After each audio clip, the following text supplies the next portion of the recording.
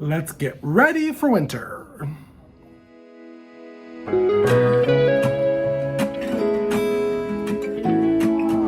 I'm coming home. Hey y'all, welcome back to Ormsby Farm. My name is Casey.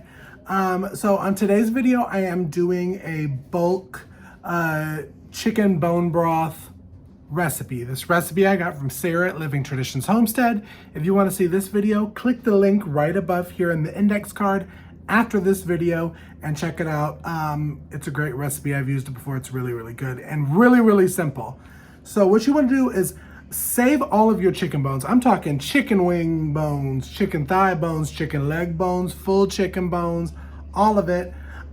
Keep it in the freezer, and then you can do a bulk one in a turkey roaster for your winter prep. So I'm going to turn you around and show you what I've got it going on in here. And I let mine sit for about 48 hours, sometimes 72, but most of the time 48.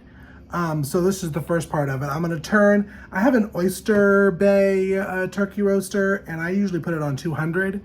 And then I put all the bones in, so I'm turning you around. So once you have all the frozen bones in there, you're going to want to fill it up with water until it covers the bones. So we're going to go ahead and put all the water in.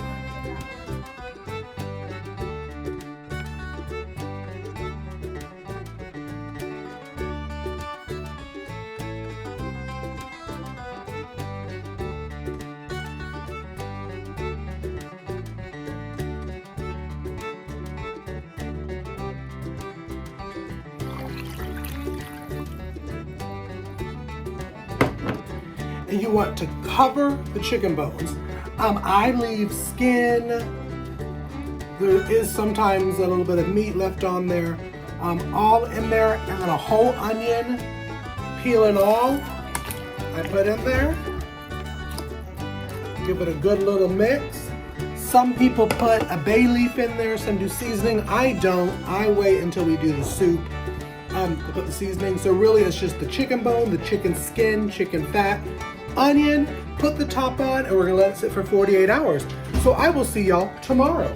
Hey y'all, okay, so it's day 2 of the bone broth. It's been on 200 now for exactly 24 hours. And this morning we got up, besides it smelling absolutely amazing, we did have to add in 8 more cups of water. So that's one thing you want to do as you're doing it. When it goes down, you still want the bones to be submerged underwater. So I'm going to kind of flip you around so that you can see what it looks like inside of the bone broth right now. So we're on day 2, so one more day. It's looking so good. I think I may add a little bit more water. And then we're just going to let it sit for another 24 hours. So I'm going to add some more water.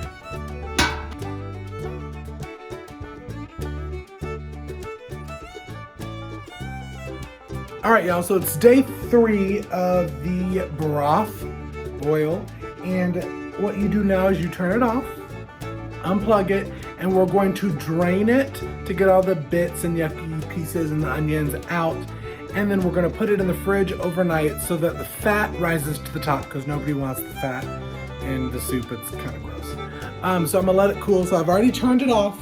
I'm gonna let it sit for a second, and then we're gonna drain it.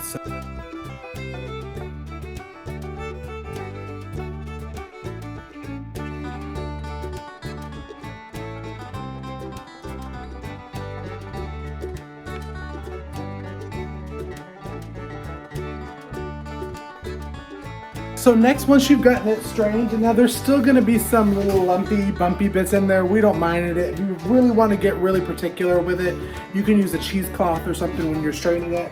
But now you're gonna put it in the fridge overnight so that the fat rises, and then you can scoop it off. So we'll see you tomorrow. So somehow when I was uploading the stuff for this video, a good portion of the canning part of it video was deleted. So I'm just kind of walk you through it as I show little bits and clips of the footage that I still do have. So the next day, you're going to take it out of the fridge. You're going to skim the fat off the top, and then you're going to put it back on the stove to bring it up to a boil. Once you've brought it up to the boil, you're going to want to ladle it into your sterilized jars, leaving about an inch of headspace. I sometimes do more than that, but an inch is what is required. So do as I say, not as I do. And then you're going to put them into the pressure canner. I did quarts. So I put, it made 4 quarts of chicken broth. So I put that in the pressure canner. You want to connect there's the Presto canner that I have. There's 2 arrows. So you want to line those up and then lock the top. Turn the heat on high. I do it to about high or the number 8 on the stove. Until steam starts to flow in the little knob thing. And I'm going to show a video here. And once that starts flowing regularly, then let it steam for 10 minutes. Once that 10 minutes beeps on your timer, then you're going to put on the little top of the steamer thing, the weight, whatever you want to call it.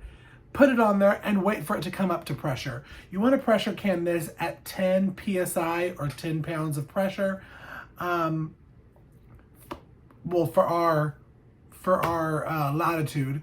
Make sure, I'm going to leave a link below in the description box so you know wherever you are, how long and what pressure you need to pressure can it for. And pints are 20 minutes, quarts are 25 minutes. So once it comes up to pressure, you're going to kind of have to babysit it. And we did it for 25 minutes because of the quarts, and make sure that it doesn't go under 10 psi or over 15 psi because you don't want that.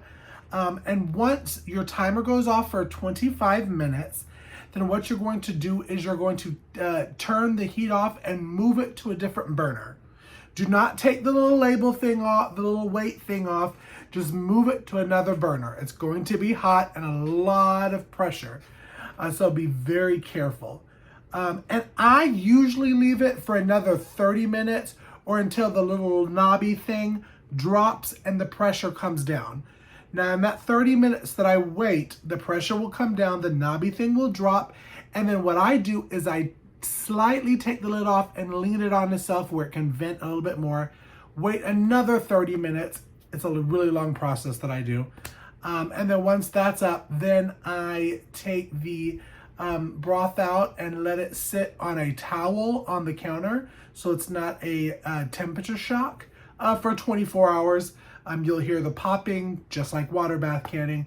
But with pressure canning, you don't want the liquid to siphon out and hurt the seal. So go slow with this process.